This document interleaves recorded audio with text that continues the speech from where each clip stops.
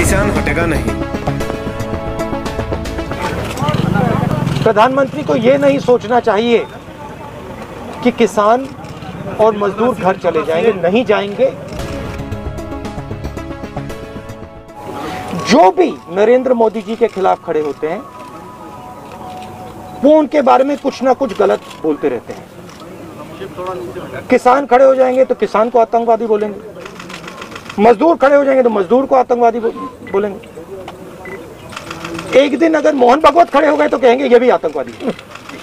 कि ये किसान हटेगा नहीं। अभी मैं कुछ दिन पहले ऑपोजिशन पार्टीज के लीडर्स के साथ गया और अब हम कांग्रेस पार्टी के जो सीनियर लीडर्स हैं उनके साथ गए।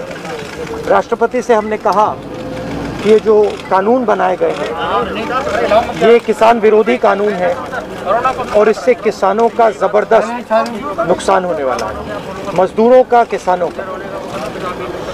सरकार ने कहा था कि ये कानून किसान के फायदे के हैं और देश को दिख रहा है कि किसान कानून के खिलाफ खड़ा हुआ है।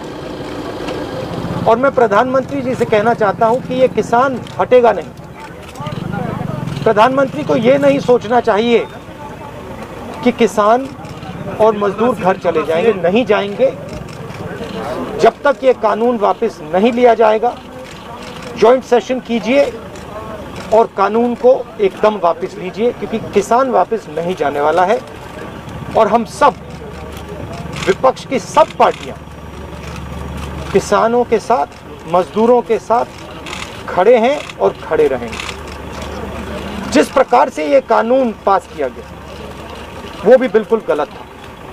बिना डिबेट किए, बिना किसानों से चर्चा किए, बिना मजदूरों से पूछे ये कानून ऊपर से थोप दिए गए और इन कानूनों को हटाना ही पड़ेगा, विद्रॉ करना ही पड़ेगा। हम 3 लोग राष्ट्रपति के पास गए हैं, बट हम करोड़ों सिग्नेचर्स लेके गए। हम किसान की आवाज राष्ट्रपति जी को तक ले गए। सर्दी का मौसम है और पूरा देश देख रहा है कि किसान दुख में है, दर्द में है और मर भी रहे हैं। प्रधानमंत्री को सुनना ही पड़ेगा। और मैं एडवांस में चीज बोल देता हूं, मैंने कोरोना के बारे में बोला था कि नुकसान होने जा रहा है। उस समय किसी ने नहीं बात सुनी और आज मैं फिर से बोल रहा हूं, किसान के सामने, मजदूर के सामने कोई भी शक्ति नहीं खड़ी हो सकती है। अगर प्रधानमंत्री जी ने कानून वापस नहीं लिए, सिर्फ बीजेपी को नहीं, सिर्फ आरएसएस को नहीं, देश को नुकसान होने जा रहा है। नरेंद्र मोदी जी का एक ही लक्ष्य है और वो किसान समझ गया है, मजदूर समझ गया है। लक्ष्य है कि उनके आसपास जो 2, 3, 4 बड़े क्रोनी कैपिटल्स हैं उनके लिए पैसे बनाने का काम नरेंद्र मोदी जी करते हैं। जो भी नरेंद्र मोदी जी के खिलाफ खड़े होते हैं वो उनके बारे में कुछ ना कुछ गलत बोलते रहते हैं। किसान खड़े हो जाएंगे तो किसान को आतंकवादी बोलेंगे, मजदूर खड़े हो जाएंगे तो मजदूर को आतंकवादी बोलेंगे। एक दिन अगर मोहन भागवत खड़े हो गए तो कहेंगे ये भी आतंकवादी है। मतलब जो भी नरेंद्र मोदी जी से सत्ता लेने की कोशिश करेगा वो आतंकवादी है। और नरेंद्र मोदी किसके लिए काम कर रहे हैं वो मैंने आपको बता दिया। उनके 2-3 आसपास के क्रोनी कैपिटलिस्ट हैं जिनको वो पूरा हिंदुस्तान पकड़ा रहे हैं। ये रियलिटी है। We are not allowed to go out of the ICC office. The police stops us from going out. Why don't you let us go out?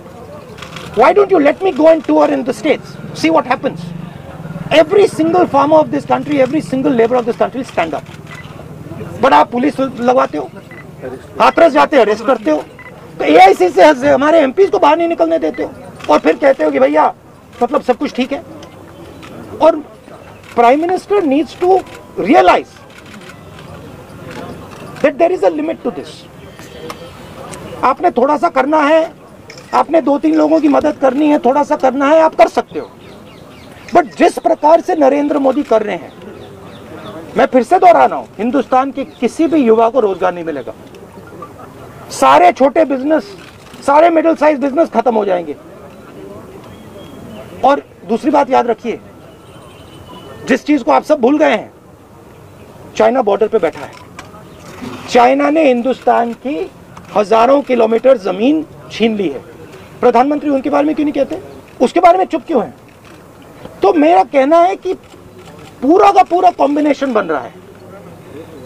एक तरफ आप अपने सिस्टम को तोड़ रहे हो, आप अपने लोगों को लड़ा रहे हो, आप अपने किसान को मार रहे हो, मजदूर को मार रहे हो, और दूसरी तरफ बाहर से फोर्सेस देख रही हैं, कह रहे हैं कि बहुत अच्छा है, नरेंद्र मोदी हिंदुस्तान को कमजोर कर रहा है और हमारे लिए अच्छी अपॉर्चुनिटी बनने जा रही है। मैं देश को बता रहा हूं, मैं वार्निंग दे रहा हूं कि आप देखिए क्या हो रहा है। और मैं आपको भी कह रहा हूं, प्रेस वालों को भी कह रहा हूं, मैं समझता हूं कि आपको सैलरी मिलती है और आपके लिए बहुत मुश्किल है, मैं समझता हूं बात, इसलिए आप नहीं कह पाते हो जो आपको कहना है। मगर आपके देश को, हमारे देश को बहुत जबरदस्त नुकसान होने वाला है। बहुत डेंजरस रास्ते पर यह देश चल रहा है।